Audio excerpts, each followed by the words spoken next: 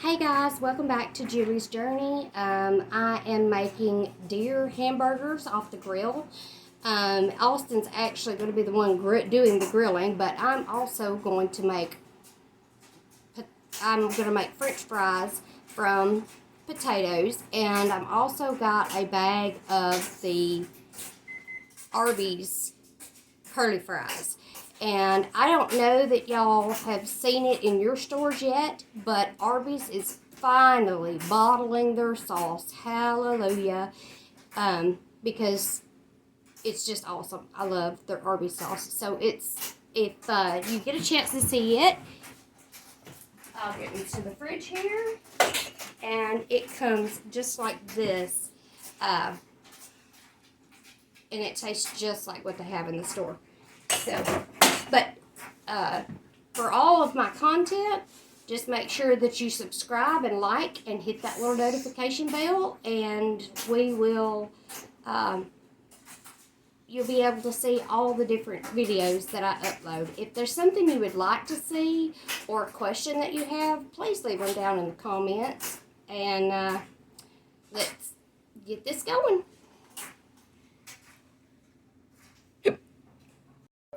Okay, so in this bowl, I have roughly 3 pounds of hamburger meat. And then in this bowl, I have about a pound or so. I'm not going to be mixing the deer burger in with the hamburger on this one, but you always want to do kind of half and half with regular ground beef and also your ground deer burger, because it's very, very super lean. And I'll show that to you in just a moment. Okay, so I am putting on some disposable gloves because I hate having meat fat all over my hands. To this, we're going to add just a little bit of Worcestershire sauce.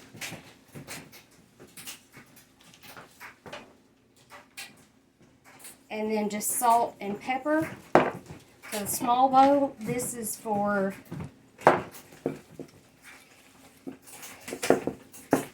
Andrea's Nana, so that way she doesn't have to, because she doesn't like deer. So to this bowl, I've added that, and I'm just going to break it up and work it around. And go ahead and make my patties so that I don't cross-contaminate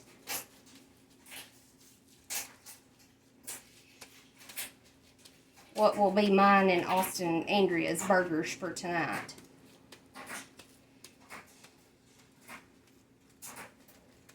And she likes hers really thin, so I tend to pat hers out a lot thinner than I do for me and Austin and Andrea.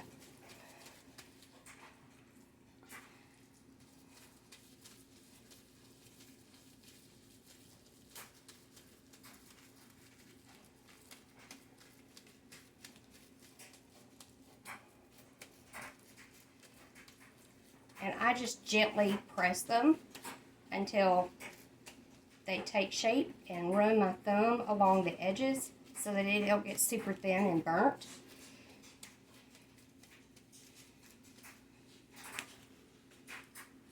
Burgers are always so much better when, or at least they are to us, when you have fresh meat instead of frozen. It's kind of hard to get the frozen to do exactly what you want it to also, because once it's been frozen, it kind of breaks down the fat, and so it doesn't want to stick together. Alright, and there are her 3 burgers, and of course we always make extra because of the fact that we eat on it for several days at a time. Alright, now this is the deer burger here, and you can see it is a darker meat and it is an acquired taste, but me and my husband have been eating deer meat since we were able to eat food. And that's roughly, it's about 3 pounds worth of deer burger. And I've got this one chunk in the middle here that I'm going to put in a Ziploc bag and then put in the microwave to finish thawing it out.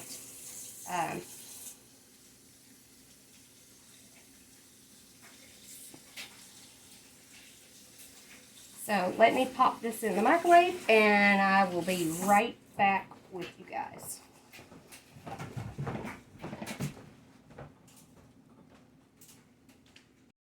Okay, so here is our deer burger, 3 pounds of it.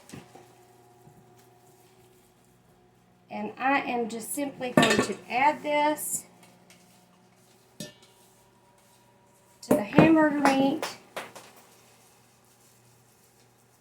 to the ground beef. So we've got ground beef and ground pork, pork. We got ground beef and ground deer meat. And for right now, all I'm going to do is put just a little bit of Worcestershire and a little bit of salt and pepper in these. And then when we put them on the grill,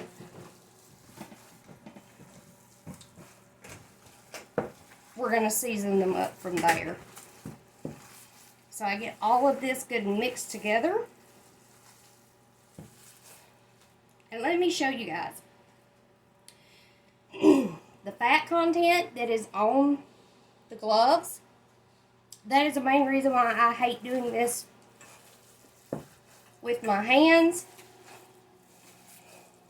But you can also do this in a gallon Ziploc bag, and that'll keep your hands clean if you don't have any gloves, disposable gloves laying around.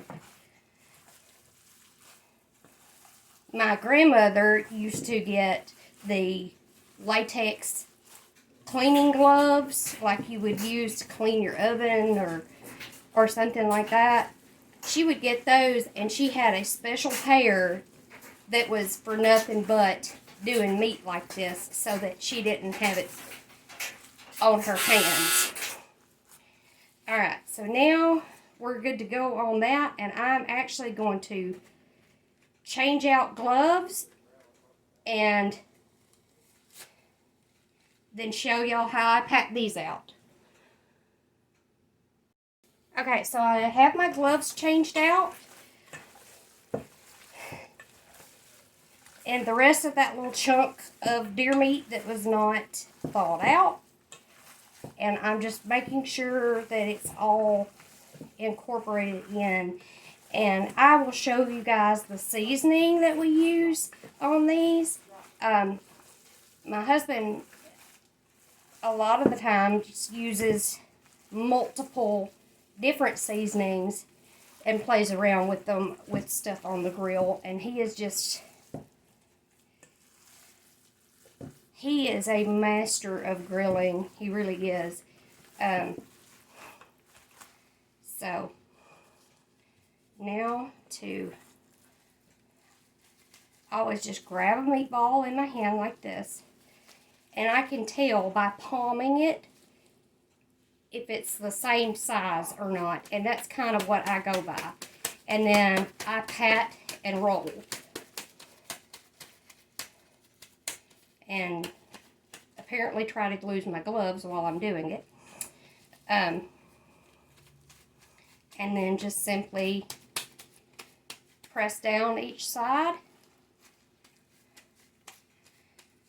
We like really big, good, thick hamburgers.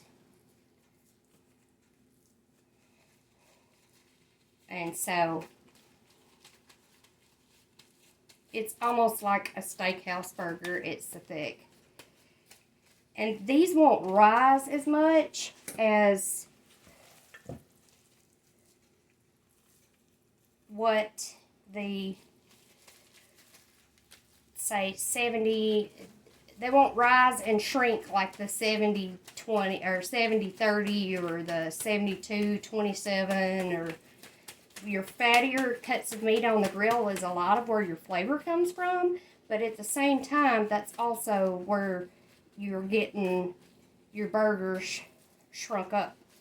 And so I am going to skip ahead a little bit, and then we'll get started on the fries.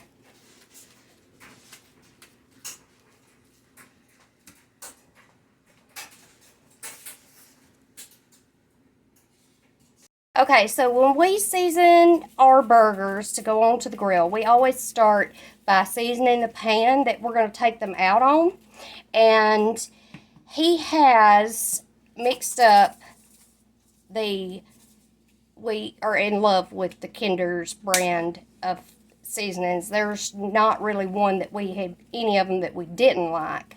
But there are some that we like a whole lot more than others.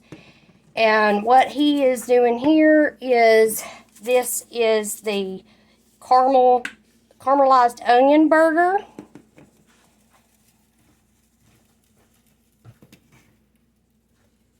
And then he has this one that he made up from a bunch that has some barbecue seasoning in it as well. And it's really good. So he uses that one. And then the Kinder's steak prime rib, or prime steak, I guess is the best way. It's the black garlic and truffle. And this one is really good as well. And he also uses a lot of smoked paprika. It's got it brings the flavor of the paprika out a little bit. And that's one of the things that's in the seasoning blend mixed together. And this is the wood-fired garlic with hardwood smoked flavor. And he mixes all three of these together, and then we'll set them down on this pan and shake the other side. Okay, so to this seasoned pan that he's got going here, I'm just going to add my burgers on top.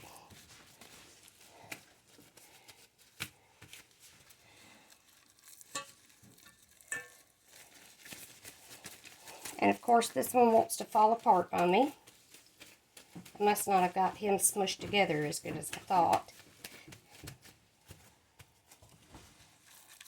And he actually got down the mix seasoning stuff so I can show y'all what all he's got mixed up with that. And there's really not anybody that's ever ate his grilled food that doesn't like it. He's really, really good about coming up with different flavor profiles, what will go together and what don't go together, that sort of thing.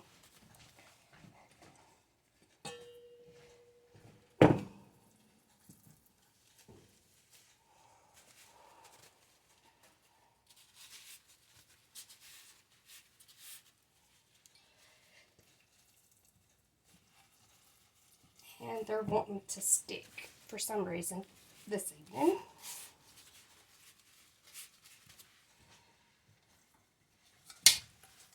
Here we go.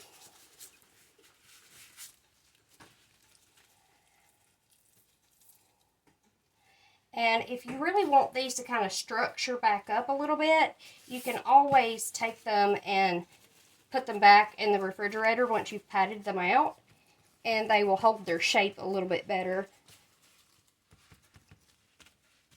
And if you wait until they release from the grill, then you'll make it a whole lot easier to flip, and then your burger doesn't fall apart as easy. And we'll show you a little bit of that here in just a few minutes.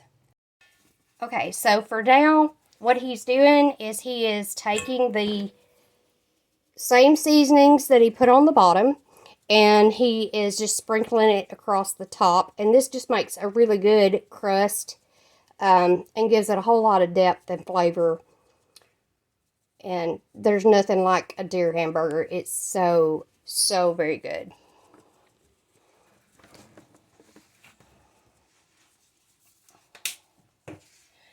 While he is sprinkling that on, I'm going to show you what is in the unlabeled bottle. He set it all out for me so that I could show you guys. So there's the smoked paprika. And then there is the Kinder's barbecue blend. The Weber's steak and chop seasoning. Then we have the Blackstone all-purpose seasoning. Some of the bourbon molasses seasoning. And then we have the Tennessee apple butter seasoning. And most of these seasonings, instead of being over in the grocery department at Walmart, they are actually over there in the grilling department. And all of these mixed together, they have plenty of salt. So he doesn't add any extra salt or anything else. And that is how we season our burgers. And we are going to go out here and check and make sure our charcoal is turned gray and is ready for the burgers to be put on.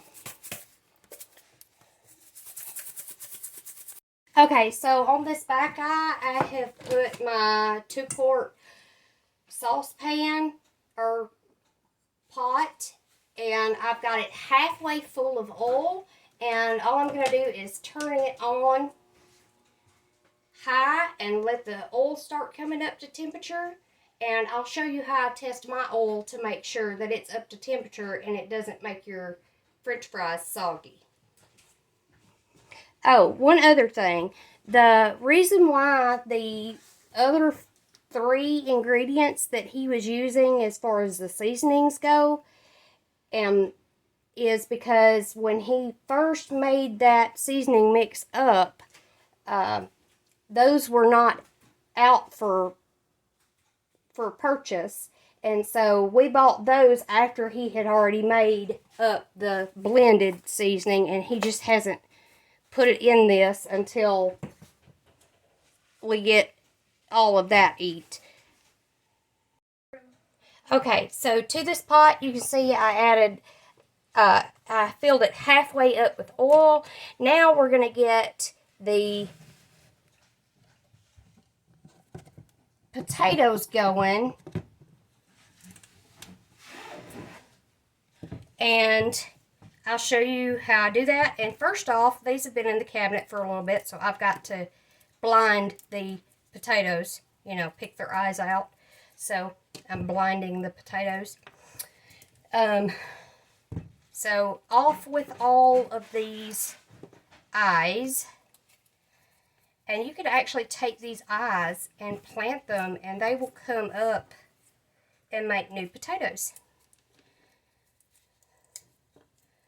So we're going to blind the potatoes and take all their eyeballs off. Wrong pile.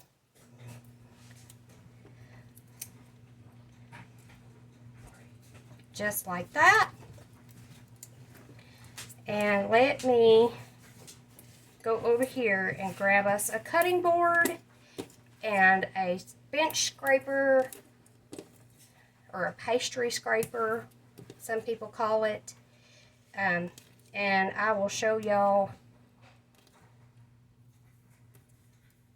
how I chop these up to make the perfect French fries. Okay, so I went on and I peeled my potatoes with my vegetable peeler, and I've pretty well cut off most of the bad spots. There's still a few here and there, and I'll cut those as I go.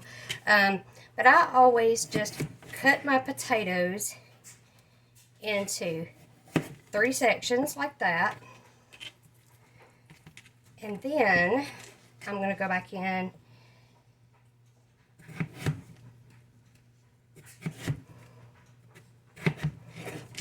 and do some dices just like that. I think actually with these, since I've got a few that are really small, I'm going to go in and cut them in half. You want them as uniformed as you can get them, so that way that they all cook up about the same amount. Alright, so we're going to go in, make our 3 slices.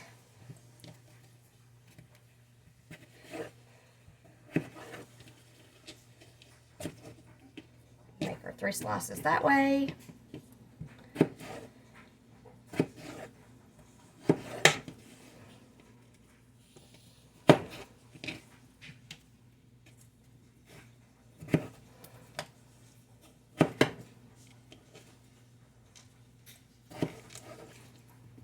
And here is how I generally check my oil. Is I drop a fry in, and if it immediately starts coming up to a boil, then you are ready to go. So we're going to get our little trusty spider out here.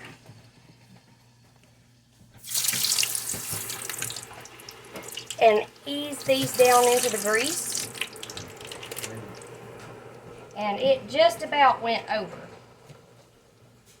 So I think what I'm going to do, just to be safe, is I'm going to grab one of my other pots.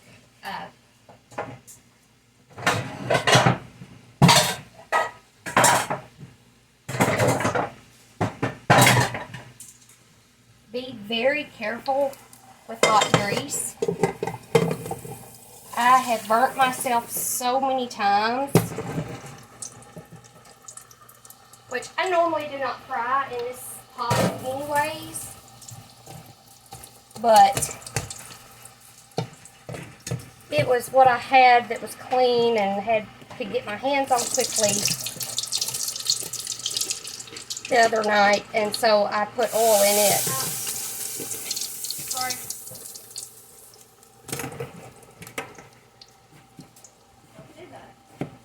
Which these are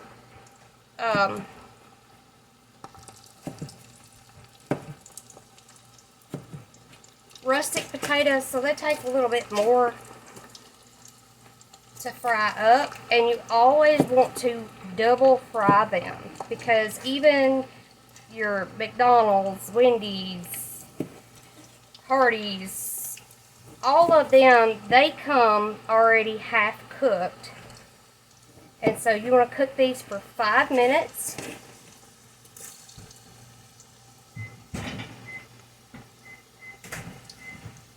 And then we're going to take them out and we're going to let them rest.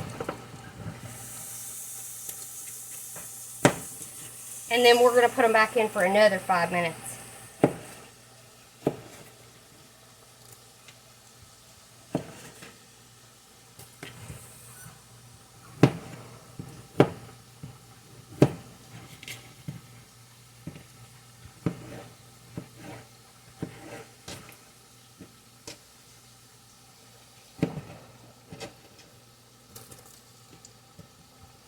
And making sure that your oil has come all the way up to temperature is the biggest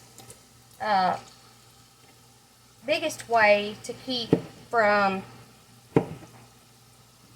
having soggy French fries from fresh potatoes.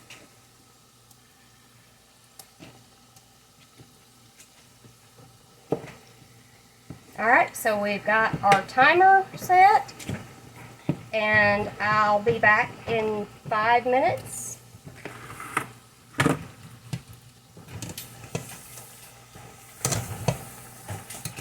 And they're already getting good and toasted up. And basically the first dip is to cook the inside of the potato, and the second dip into the oil is so that it crunches up that outside. Okay, so we are out here on our back porch with the grill, and he's got him some lights set up so that he can see what he's doing, and the temperature is running at about 425, 430-ish, and he's got the flue kind of shut down so that way it doesn't burn up all the charcoal and get hotter than what he wants it. Go ahead and open it up for me, babe, please. And you can see he's got his charcoal, lump charcoal in the middle. And then he has the burgers off to the side on indirect heat so that they don't burn. And he's fixing to... They flip so much easier when you allow it time to actually release from the grate.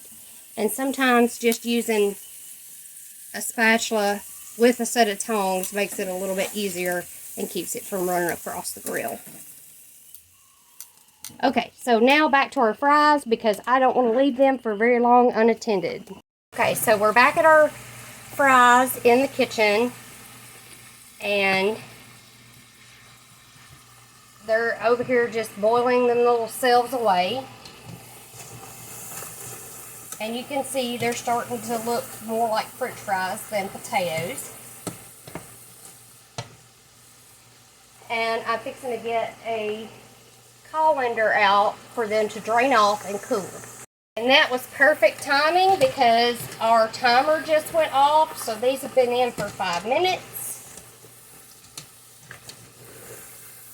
So we're just going to take them up.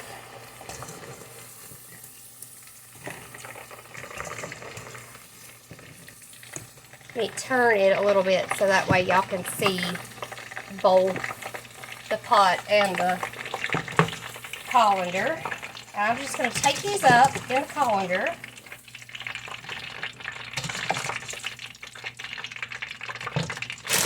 And then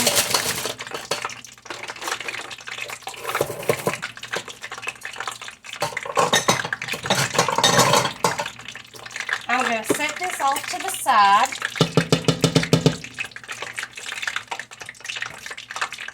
And I'm actually going to set a timer for 1.5 minutes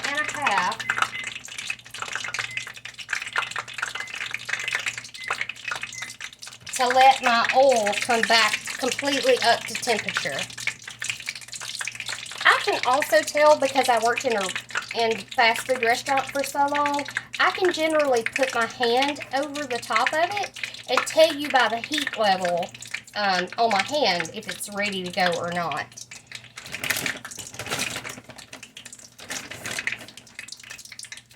Okay, so now we have the Arby's fries, curly fries, and we're going to do some of them. As soon as this timer goes off, I am going to drop one in to test.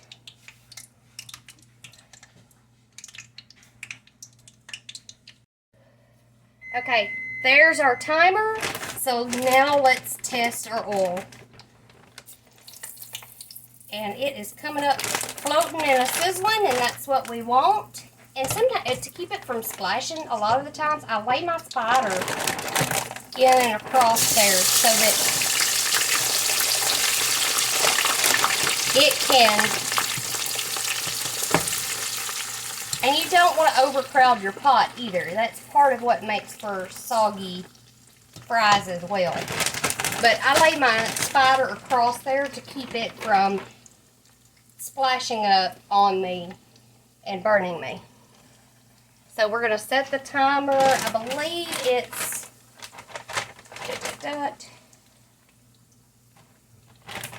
which you're supposed to do these in the oven, but we like them better out of the grease. So, and I'm going to leave them in for about 4.5 minutes. And just continuously stir them around.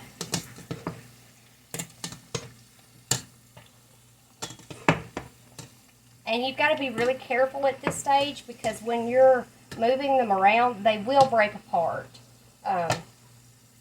if you're not super careful. And just make sure when you're doing these, when you're halfway through the cook, you want to go ahead and flip them around, and you can kind of tell with the spider that they are getting more crisp. Okay, so our kitchen timer just went off. We're going to stir these around and kind of poke them with the spider. They've got a good crisp to them. So now we're going to put them over into this colander.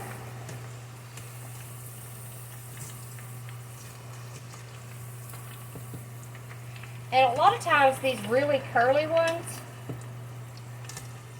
I tend to try to leave those in there just for an extra minute or two while I'm getting the rest of the pieces out, so that they have more of an opportunity to cook up a little bit more.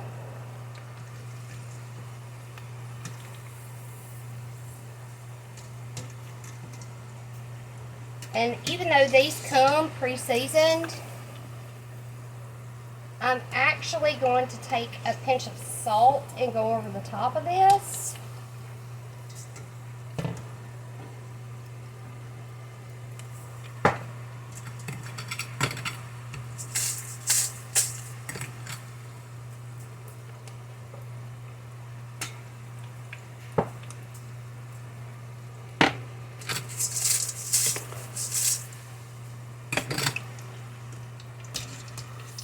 Alright, now we're going to set another timer and let the oil come back up, and we're going to reintroduce the actual potatoes.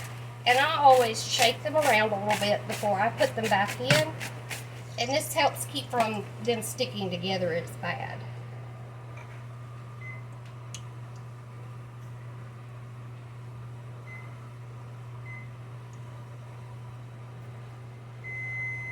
Okay, now we're going to do another test. And it is definitely back up to temperature.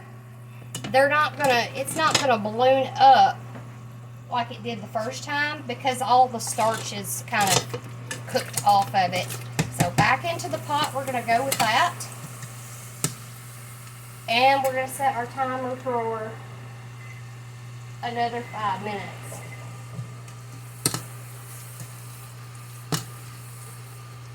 Get those good stirred around.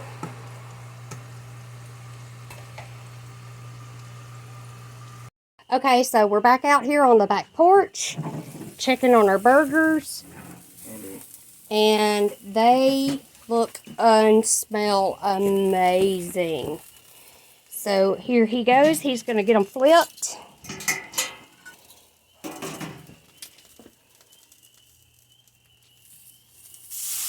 Of course, he's checking them to see how close they are to being completely done.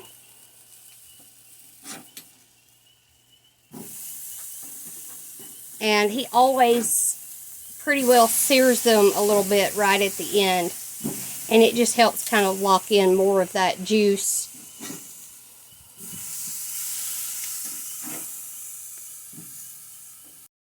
Alright, we're checking on our fries again, and you can tell that they're kind of turning a pretty golden brown, which means they're almost completely done. I've got about another minute and a half on the timer. We're going to let them do their thing, and we're going to set the curly fries.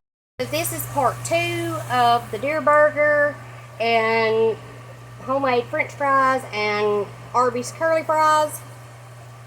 Something went funny with my video, and so here we go, and we're really at the finish line with this.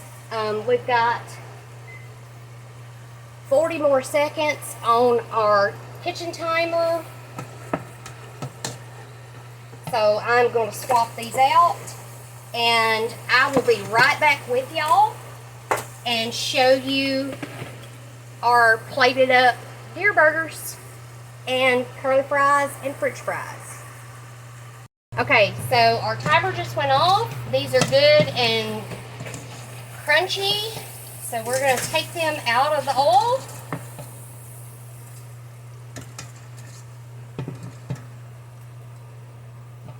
Turn our heat off. And sprinkle some more salt over the top of the ones that just came out. Okay, so I brought my 9 by 13 cake pan out that has the lid on it. for it, and we've just found that that's easier to take all of our stuff up on, and then you don't have to worry about flies getting on it or what have you. And he is finishing them up with just a dash of Worcestershire sauce, and our favorite is the Lea and Perrins. And as soon as those that gets done cooking up, then they will be ready to go. The Worcestershire sauce has cooked off a little bit, and now he is adding them to our 13 by 9.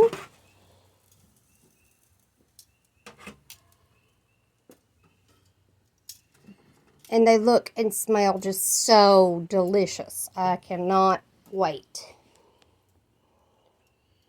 Okay, so now I'm going to show y'all how I fix my burgers. And I like everything but onions in the kitchen sink on it.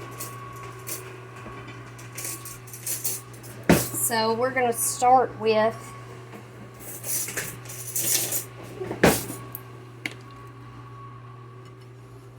mayonnaise.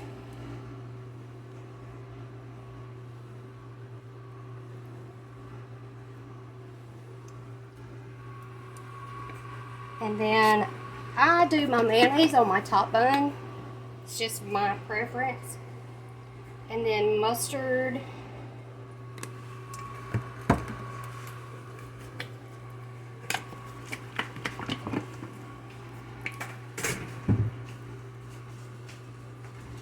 Some ketchup.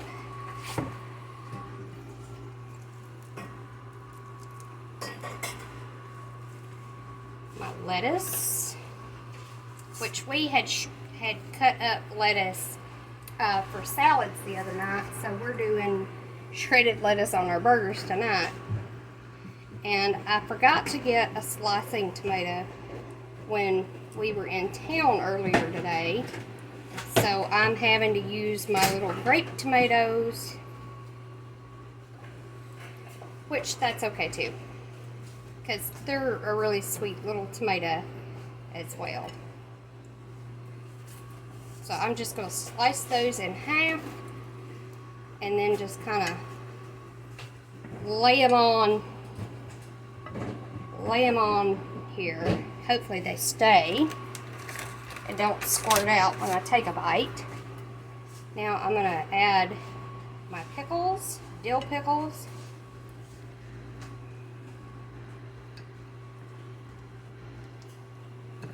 Kind of smoosh it all down. And then I'm going to bring my burger in.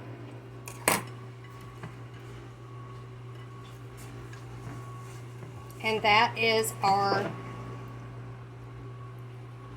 steakhouse. See, there go my tomatoes. This is my steakhouse style deer burger. So now we're going to get some of those really good curly fries.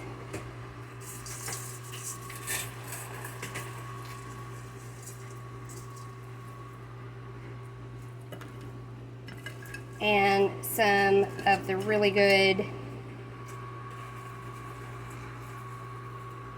regular fries in here. And these got a little darker because I actually think they were golden potatoes instead of rustics. And then I'm going to do my ketchup.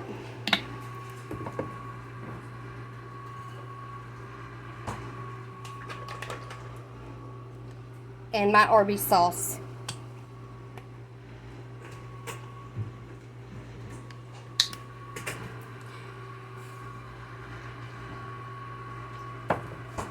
But this is how I plate up our deer burgers.